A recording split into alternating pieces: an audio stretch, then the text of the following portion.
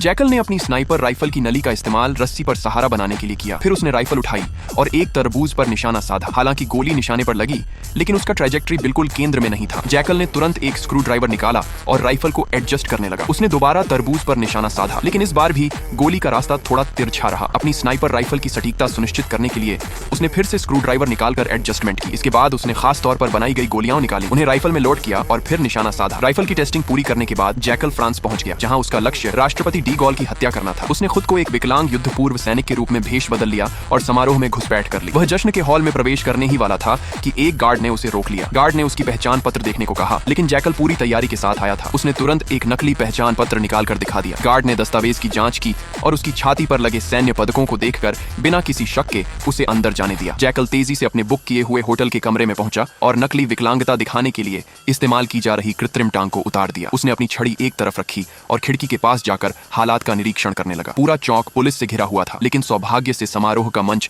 ठीक उसकी खिड़की के सामने था। जैकल ने मेज को खिड़की के सामने खिसकाया, फिर अपनी बैसाखियां उठाई और उन्हें 3 हिस्सों में खोल दिया। उन हिस्सों के अंदर उसकी स्नाइपर राइफल के पुर्जे छिपे हुए थे। उसने एक कुर्सी उठाकर मेज के ऊपर रख दी, जिससे उसे राइफल के लिए एक मजबूत सहारा मिल गया। फिर उसने बोल्ट पीछे खींचा और विशेष गोलियां लोड कर दी। सब कुछ तैयार होते ही नीचे चौक में सायरन और हॉर्न की आवाजें गूंजने लगी। कुछ ही क्षणों बाद फ्रांस के राष्ट्रपति वहां पहुंच गए। जैकल ने खिड़की खोली, 8 गुना झूम वाले स्कोप से राष्ट्रपति पर निशाना साधा और बिना झिझक ट्रिगर दबा दिया। लेकिन उसकी उम्मीद के विपरीत राष्ट्रपति अचानक झुक गए और जानलेवा गोली से बच निकले। गोली की आवाज सुनते ही सुरक्षा गार्ड तुरंत होटल की ओर दौड़े। उन्होंने दरवाजे का ताला तोड़ दिया और कमरे में घुस पड़े, लेकिन जैकल ने उन पर गोलियां चला दी और कई गार्ड मौके पर ही मारे गए। तभी एक और गार्ड ने तेज